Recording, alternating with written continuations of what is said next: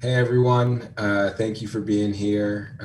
Also, thank you to Startup Grind Global, Grace, and the Happily team for inviting Prakash and I to have this conversation about the changing customer and talent landscape and how you can prepare to build for a diverse set of customers.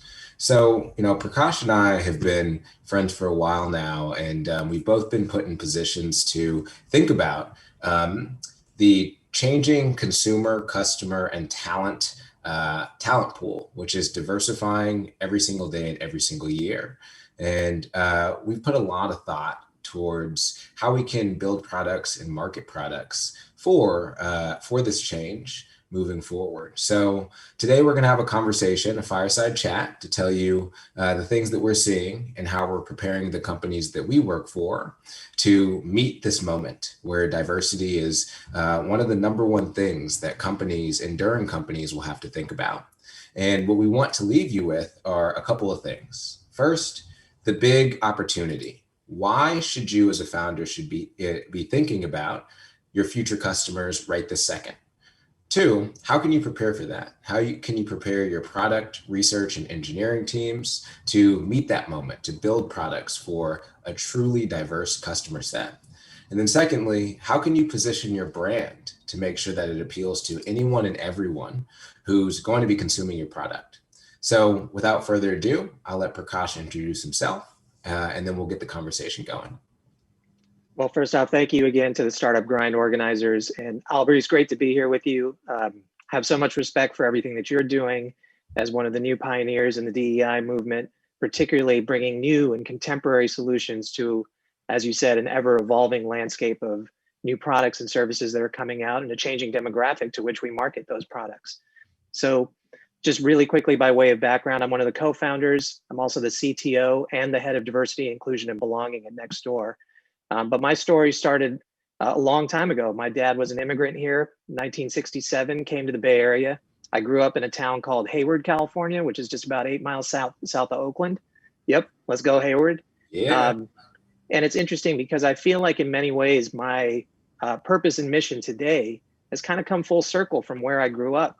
I had the benefit of knowing my neighbors and knowing the community in which I lived and operating in a very, very diverse environment. You didn't have to look far to see someone who didn't look the same as you, didn't sound the same as you, didn't come from the same country. And my dad always instilled in us this great appreciation for what America was, this welcoming place where so many people from different backgrounds could come and succeed. But then I found a stark difference when I eventually dropped out of college to go work at my very first startup coming out of school in Silicon Valley. And where I had felt such a strong cultural connection to diversity and to operating within a sphere where there were so many people from different backgrounds, I found that had kind of limited aperture when I came into industry. And so that was jarring for me. And then as I moved away from college and moved here into San Francisco, I also found the same kind of disconnect from my community. I no longer knew my neighbors. I didn't feel well supported. And so I feel like professionally now, I'm trying to solve that problem with Nextdoor to help people feel a stronger sense of connection to their communities. Our purpose is to build a kinder world, to cultivate a kinder world where everyone has a neighborhood that they can rely on. So that's half of it. But then I'm also leading diversity, inclusion, and belonging at Nextdoor to create that cultural connection and to create that feeling that I felt almost like a fish out of water coming into industry, and to make it so that people in the future don't have to feel that way. And we have broader representation and more viewpoints and more touch points of cultural connectivity in the industries that we build and in the products that we build.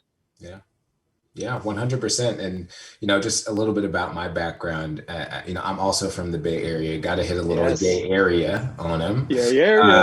I'm from Berkeley. And I came into tech actually as a software engineer. I went to a coding boot camp and was an engineer for about a year. And similar to you, Prakash, just didn't really see anyone who looked like me on my engineering teams. The conversations I was having in San Francisco about launching products and really getting lost in Git and in Vim weren't happening on the other side of the Bay. So I decided to start a coding boot camp specifically for women and people of color. so I could give these opportunities, these tech opportunities to folks that I knew were just kind of missing out on them. So after about a year and a half of doing that, I had the opportunity to sell that coding boot camp to another coding boot camp, and I became their director of diversity and inclusion. Now, I didn't really know what that meant at the time, but it's over the last 5 years, DE&I has become such a business imperative that's really put me in the position to work at the intersection of what I believe is very important, which is business, tech, and culture. And I think, one of the reasons why we wanted to have this conversation is that, there's this big number. In 2040, America itself is going to be a minority majority. And what that means is that the majority of consumers, customers, and available talent will be folks who are people of color, folks who are immigrants, folks who are different than the America that we've seen in the past. And if we want to really serve those folks, especially as neighbors, we need to start to build the products for those folks. The other thing that I want to share before we start is that, when I started my coding bootcamp journey, Google dropped their diversity numbers. And that was the first time that a tech company had kind of owned up to what DE&I looked like. And now we all know that the tech industry doesn't really reflect the customers that it's going to serve now and in the future. So founders, it's really upon founders to build that connection, be the liaisons between their product and the community. And it's not just a nice to have. This is something that you must do. And Prakash, I think you are one of the perfect people to help educate on why this matters, because Nextdoor is the perfect case study as to how you can invest in diversity as a business practice. So the first thing I want to do is just have you just take us back to the moment in which you came up with the idea for Nextdoor. Who was that first customer? How did you find them? And what did they look like from a diversity perspective? We'd love to know. Yeah, if we go back to the founding of Nextdoor, we were founded on some fundamental research that showed that communities were in rapid decline in the United States and probably all over the world as well. And so we stumbled upon this stat that the Pew Research Institute published that said that 29% of Americans know only some of their neighbors, which really implies few. And 28% of Americans, this blew my mind, don't know a single neighbor by name.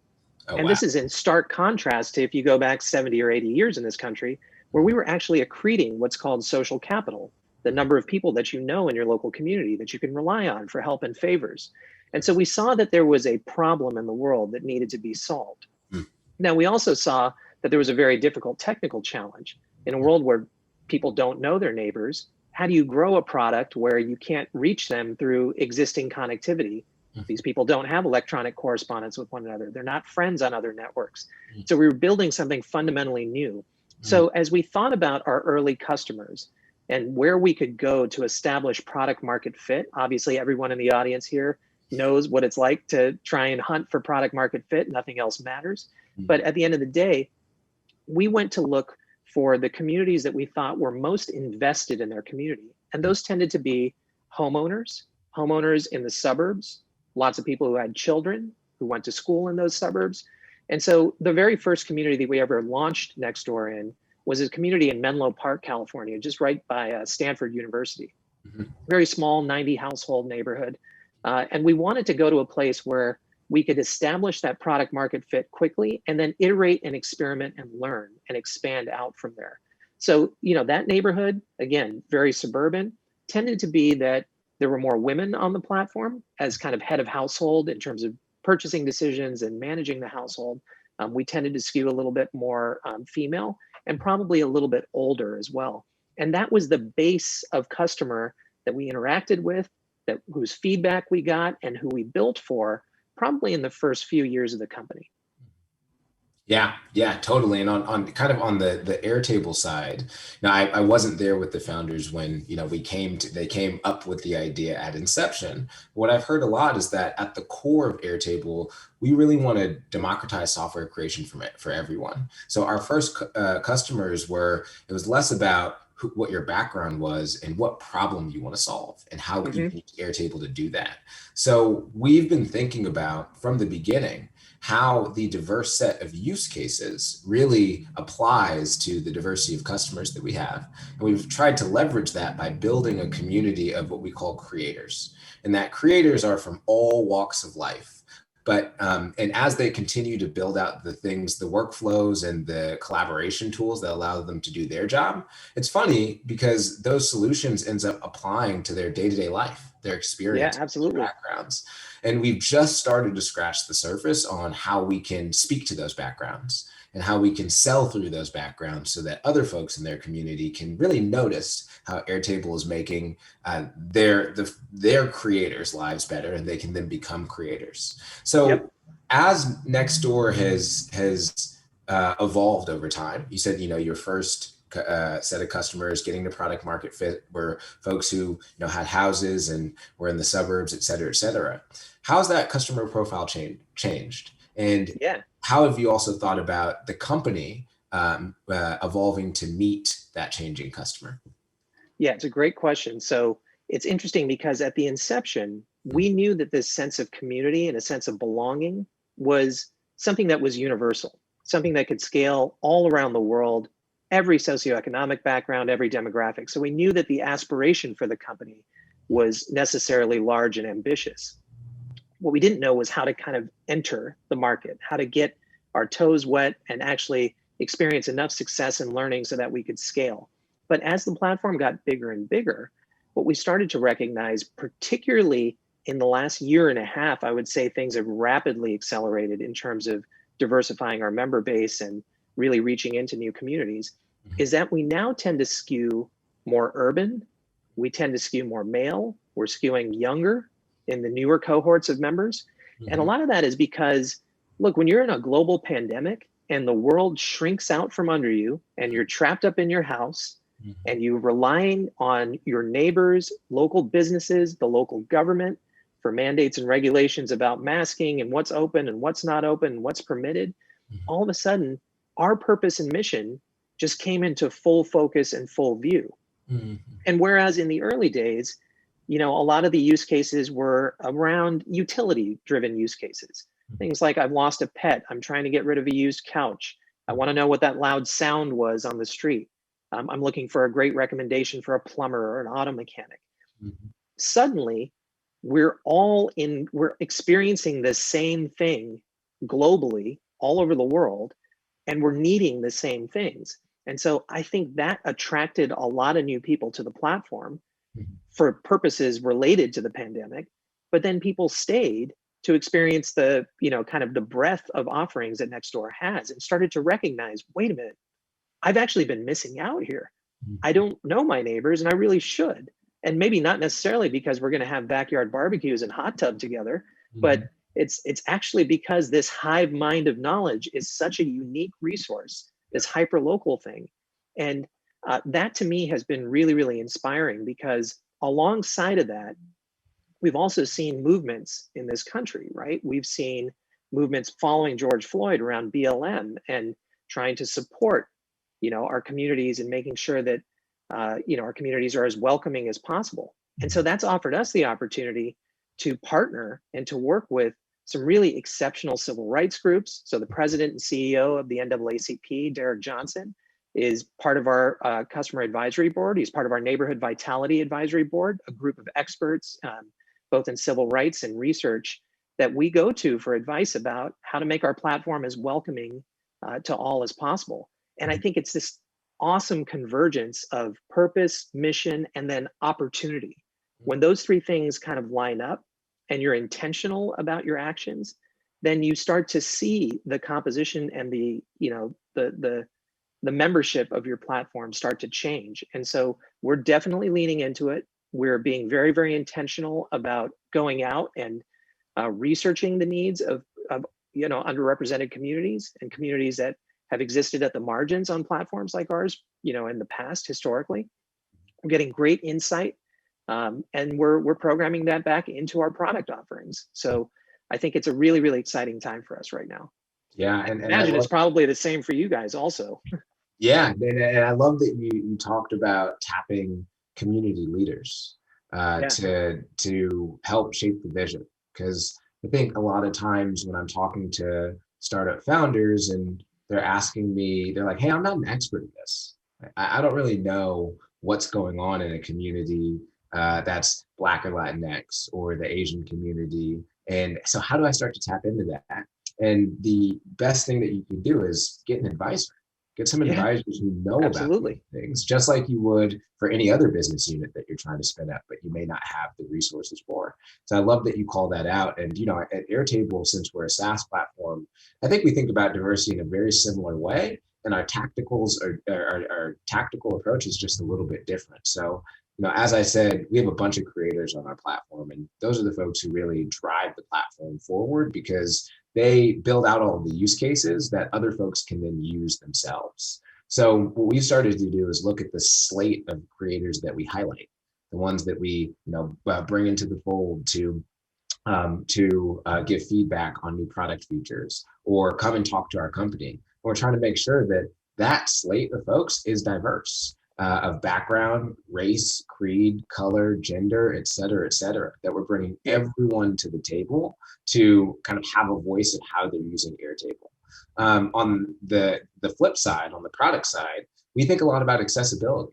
Like, the folks who experience disabilities, have disabilities, whether it be folks who are neurodivergent, have impaired vision, et cetera, need to be able to use our product. And we're very early in our journey, but we want to make sure that no matter what, folks who do have those type of disabilities have, or even low internet, can use Airtable to solve their needs. So, it really does become a business imperative because not only is it the right thing to do, but folks who have disabilities make up about 30 million folks in just in the US alone. That is a $7 billion market that we might be leaving on the table by not investing in that. So, Absolutely. Even at 360 people, we want to make sure that in a couple of years we can get to anyone. We can get to that next billion users, so that one, we're not leaving people out, but we can win our category at the end of the day. Yeah, absolutely. And you also operate in a similar way that we think about this, in that our opportunities are global as well. And so when we think about diversity, oftentimes, it can be thought limiting if you think about it just in the context of the United States, right? Yeah. We have our own challenges around diversity, racial inclusion, and equity. But as you think about it with a global perspective as well, you start to recognize that, and especially for a product like ours, where a neighborhood in San Francisco is very different than a neighborhood in Atlanta, which is very different than a neighborhood in Madrid, Spain, Yep. or in the Netherlands, or in Sydney, Australia. We operate in 11 different countries. And so for us, it takes on an even broader significance that we get that representation around the table somehow of people from a myriad of different lived experiences, of different backgrounds and walks of life, because every neighborhood really is distinct and different in some way. And a lot of that can get lost if you're just looking in the aggregate at your quantitative metrics. You need that qualitative insight that only comes from sitting down next to a neighbor that's using the platform in their natural habitat, in their homes, or in their places of business, and really understanding, how are you experiencing this? What did you come to Nextdoor hoping to achieve? And the insights are incredible. Yeah, 100%. And kind of shifting towards tactical and practical. I've been really impressed with what Nextdoor has been doing from a feature perspective to make the platform more inclusive. Can you speak to a little bit of maybe some of the challenges that you all have faced, and how you, from a product perspective, changed the orientation of Nextdoor to be more inclusive? Yeah, I think there are a few things specifically that we've been working on. And I think the first kind of backdrop on this is that our number one core value at the company is to earn trust every day. And that kind of speaks for itself. I think we want to make sure that members think of us as a place that they can come for good information, for positive experiences, that we're responsible stewards of their data and privacy, of course. But trust also comes with having a good experience on the platform and making sure that it feels welcoming to all. So we have developed a whole portfolio of approaches to making sure that that's the case. It starts with a baseline of trust, which is that we verify that every member who joins Nextdoor, every neighbor on our platform, is a real human being who lives at a real address. That's friction, in the Silicon Valley parlance, that most companies don't want, right? They want you to sign up as quickly as possible and get into the product. But we actually necessarily introduce some of that friction to slow people down and make sure that there are true, real human beings, not bots and trolls on the platform. Once you jump through that hurdle, We also have a set of community guidelines that we put front and center in the form of a member pledge that we rolled out last year that says this is what Nextdoor is about. Nextdoor is about kindness. Nextdoor is about being helpful. Nextdoor is about being considerate. Nextdoor is not about racism or being harmful to your neighbors. This is a place where you come from for help and support of your neighbors. People have to agree to that before they can even join. And then we've employed a community moderation system. We believe that the best way for these different communities all over the world to moderate is for them to self-moderate in the way that kind of is the analog of the offline world. And with that comes the responsibility for us to set really strong community guidelines and then really great tools for our moderators and community reviewers to enforce those guidelines and to make sure that we're recruiting. We actually just recruited in tens of thousands of new community reviewers with an aim at those community reviewers being representative of the communities that they serve, both in terms of ideology and diversity. And so we onboarded tens of thousands of new community reviewers who are now playing that role of making sure that content gets moderated properly, that debates are settled amicably. And then the last thing is, of course, employing technology solutions. So if we do notice through machine learning and AI that a post that's about to be made or a comment that's about to be made resembles in any way, shape, or fashion content that has been reported in the past, then we will pop what's called a kindness reminder. We worked with a woman named Jennifer Eberhardt, who's a professor at Stanford University, one of the world's leading researchers on bias and unconscious bias. She wrote a great book called Bias, which I would encourage everybody to take a look at, which details some of the work that we did with her.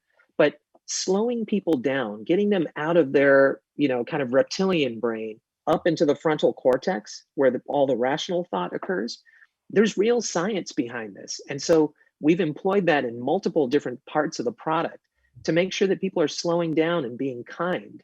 And then the last thing I'll mention is that when COVID hit and the pandemic hit, I think we were all very, kind of on our back heels a little bit, like, oh my God, what's happening?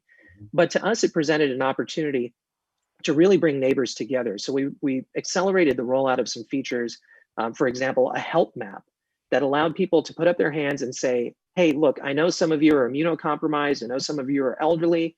We can go out and do grocery runs for you or pick up medications for you. And that saw a huge, huge uptick. We saw almost an 80% increase in our daily visitation to the platform on the heels of when COVID happened. And these are all features that, again, speak to the commonality of humanity, the needs of all members of our platform. So I think it really starts with trust, making sure people feel like Nextdoor is a welcoming environment, and then providing tools whereby neighbors can help one another, like things like our help map. Yeah. And this is so interesting. So I want to just dig into this a little bit. On the inside, if you can tell us a little bit about how the sausage is made, right? Yeah. How do you, you're a DE&I leader, but you also lead product. So how do you orient your teams around the mindset of building with diversity in mind? Because building, this is at scale. This is inclusion at scale, right? So how do you kind of orient your product teams around that? Yeah, I think one of the reasons that I stepped into the role, it's very unusual for a founder, CTO type of person to take on head of diversity, inclusion, and belonging as well, right? It's becoming less uncommon, which is a good thing in my mind. We've talked about this. But one of the reasons I did that is because as a founder, one of the things that you hold on to over time, particularly if you're in a leadership position as well, is moral authority. You can bring some of that moral authority to the company, and you can dictate where your company stands in terms of its priorities and its values. And one of the things, again, based on my own lived experience and my own path and the aspirations that I bring as a co-founder for this platform, is for us to build a platform that is truly inclusive and truly representative of everyone who lives in a community anywhere. And so part of it is just a moral imperative, like pushing that messaging out. But the real challenge then is realigning priorities. And that's where, when you have a great leadership team around the table, my CEO, Sarah Fryer, is incredible, an incredible partner.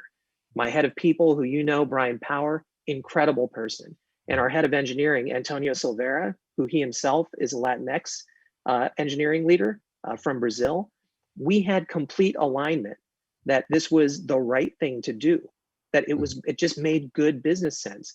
And so aligning ourselves first on what was important, and then pushing down into, okay, well, what can we actually do? Well, let's mobilize a few task forces around things like user research and insights.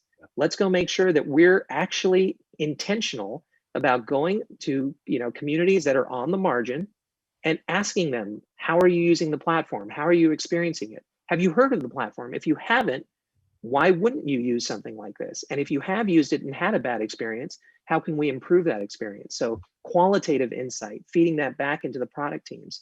And then also making sure that internally, we mobilized systemic efforts so that we could measure, you have to measure what matters, right? You have to measure things like penetration in key demographic areas, right? We don't collect racial data. We don't collect data about disabilities or anything. So we don't know precisely how many people of any particular segment are using our product, but we know we want to get there. And so we can use proxies like census data and others to really understand how our penetration moves. We can do surveys. We can do all kinds of qualitative insight. And so we're doing all of those things kind of simultaneously. But we also know that by doing that, we're making the platform better for everyone. Because if there's any demographic group or any customer segment that's not having a good experience on the platform, it's a pebble in the pond, right? It will make the experience bad for other people because they don't benefit from having the range of experience or knowledge that you could have in this hive mind. So I think there's lots of different ways that we did it, but it started with a moral imperative, kind of a top-down edict that encountered no pushback, honestly, in the company, right? In a company whose purpose and mission is around bringing people together in communities, it's even more important, and it's more endemic to kind of who we are. Yeah, totally. And I love the thinking about qualitative feedback from the actual community, while also looking at the quantitative feedback that you're getting just from like who's using the product, how often are they using the product, and kind of using both of those pieces, ways to get feedback to start figuring out what direction do we go, what do we build first, and how do we start to address folks on the margins. And I think, from the Airtable perspective, as a SaaS company, we like our product is just very much just a tool, like a hammer. It's actually like 400 tools that you can use, but it's really about getting those tools into the hands of everyone. So making sure that no matter what your socioeconomic status is, no matter again, like what your internet bandwidth is like, that you can use this tool to do what you need to do. So a couple of things that we did to kind of expand the aperture of who could use the tool was, first and foremost, especially during COVID, especially during Black Lives Matter movement last year, we made the tool free for anyone who was supporting communities that needed supporting communities who were suffering through COVID, and through supporting Black folks in the Black community or Black-owned businesses. And we said, hey, we're going to give our product out for free for a year.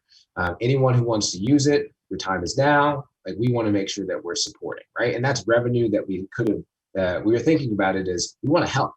This is revenue that we can get today, but it really is about building that trust and saying, we see you, and we want to give you this tool to be able to do what you need to do, to support who you need to support, to make sure that you can get through this really tragic moment in history. And then hopefully at some point, maybe you want to be a long-term customer because you saw how Airtable could have an influence on your life. So that's one piece. The second piece is actually like setting up support from customer success folks and implementation specialists. So Airtable also at some point becomes a really difficult product to use. So, and our customer success folks and implementation specialists are incredibly well versed at building these solutions a lot faster than the average user. So really having office hours for underrepresented people and folks who don't understand the tool as much as an avid user, and really cutting their time to value down by 10x by building these tools for them and educating them on how they can use Airtable a little bit better. And I think that every company that sells software as a service can do something like this. can course. give away their product to folks who desperately need it, right? Can help them learn how to use the product as quickly as possible.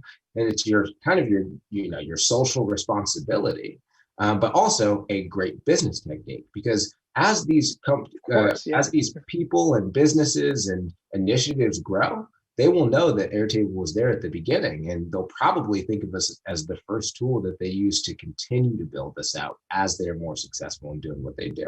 Totally, so it really is an important thing for us. Yeah. So I think like we've talked a lot about product and engineering and how to build your product. And I'd like to shift a little bit to kind of how to market your product and how to market Nextdoor and Airtable and anything that a founder is building in a way that's not tokenizing, that doesn't fake the funk, if we're going to say it like that. Right? So as the customer or the customer for Nextdoor has changed, how have you thought about transitioning how you market and communicate Nextdoor to your customers so that you can in a more inclusive way? Yeah, it's very timely for us because we actually just went through a complete brand refresh last year that we agonized over internally, right? As a founder, one of the things that is most special to you is that process of going through and developing your brand, and your identity becomes kind of inextricably tied to the brand of the product that you're building, right? And so in the early days, as we talked about earlier, our focus was really on these suburban homeowners, and our logo was a little white house. For those of you who have used Nextdoor, you might remember it was on a dark green background with a little white house.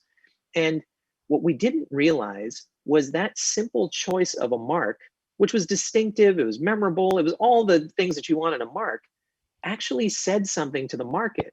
It said, this product is for suburban homeowners. Mm-hmm. And it made a lot of other people who lived in multi-unit dwellings or maybe in rural areas and didn't really identify with the mark and the associated branding around the mark feel excluded. And so last year we did a lot of research. We did a lot of market research about how people felt about our mark, how people felt about our branding and our purpose and our mission statement. And people said this. Yes. And people said, oh yeah, that's a thing for suburban homeowners. Like that's not for me. And so we came back and we said, okay, listen, we need to move away from this mark. No matter how beloved it is in the company, no matter how much investment we had in it, let's move to something new. And the thing that we moved to was a little N, a stylized N, where a lowercase n, where the little tip of the N actually waves. Yeah. And the wave is kind of much more of a universal symbol of you're welcome here, right? Hello. It's kind of, it speaks to our brand values, but it doesn't speak to what kind of a residence you live in, doesn't speak to what kind of a community you live in. It speaks to this universalism of neighbors are good people who greet one another with a warm welcome. So it's really subtle, right? Like you don't think about these things necessarily up front and what the consequence might be until you actually go out and you listen to feedback about how things are being received. And so that was a case where the new mark tested really, really well, right? Mm-hmm. And we agonized over it. We were like, oh my God, people won't be able to find it on their phone. And I don't know, will they think that the N is a little camel or a turtle or, like everything you could possibly think about, right? Yeah. But it not only tested well, but it opened up so much space in our design, in our brand, in our messaging around this warm welcome concept. Mm-hmm. Which now, if you look, we're running some campaigns in certain markets, billboards and over the air type of stuff. And it's really different than what you might have heard about Nextdoor 6 or 7 years ago, but it's really on brand and it's much more universal. We're actually doing a little pilot down in the Cascades neighborhood of Atlanta, Georgia, with a social media influencer where we're testing out some different messaging, and that is a predominantly Black community. I think 75% of the residents there, and it speaks to a completely different audience and a completely different voice. So it's pretty amazing how just like subtle changes like that can actually have such a big impact. Yeah, and to your point, it's like the small things really do matter. The things that feel small really do matter and make a huge impact. And I love that you talked about like this icon, like this Yeah. icon really having a restrictive, like this uh, res- restrictive piece that has kind of been a barrier from other folks kind of getting on the platform and feeling welcomed on the platform. And I think it Yeah. just really speaks to like representation matters. And we talk about Totally that a matters. lot when it comes to diversity, equity, and inclusion, that this like the reason why it's important to, you know, make sure that people of color on your website, or people of color, or people of color, or folks with disabilities are speaking about your brand and what it means to them. It's because folks truly see themselves using your product if they see someone like them using your product, or if they see your logo welcoming them, rather Yes. than kind of giving them giving them a sort of feeling of I don't have that. I don't Yeah. have that thing, so maybe I shouldn't be on the platform. And it's just, it's crazy to think about how powerful a statement, the difference between the statements of a house versus a waving in or a turtle, which are also welcoming. Yes, Turtles turtles are also welcoming. um, But you know, it speaks to something else. It's you and I have talked about this a lot, but the reason we call the practice diversity, inclusion, and belonging internally is because you have to work backwards through there. All too often we think about the outcome of a more diverse representation on platform or in our companies, but it has to start with an authentic sense of belonging. And whether it's a person joining Nextdoor, the company, feeling like they can be their authentic selves, that they're connected to our purpose and mission, that they are welcome in the rooms in which they occupy, or whether it's someone on our platform feeling like they belong in the community and this community, this brand speaks for them. That's where it starts. And then you start to see, provided you have inclusivity and you have fair practices and everyone has a shot, then you can start to see representation outcomes come to fruition. And we've seen that both inside the company and on platform, that these changes actually do materially affect all the way through the pipeline, to more representation, both, you know, employees and neighbors on the platform. and it really draws to the fact that like culture of a company is inside out, right? And I Totally. have conversations with folks that are interviewing at Airtable that truly want to know how we are democratizing software creation for everyone, and how we're building an internal culture that has diversity in mind.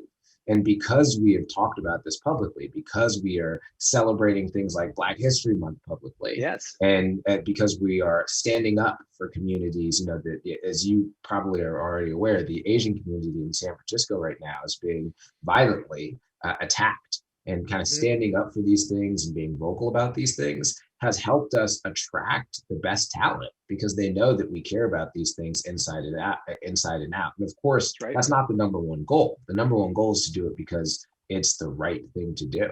But it's always great when you can do the right thing and build a better business because of it.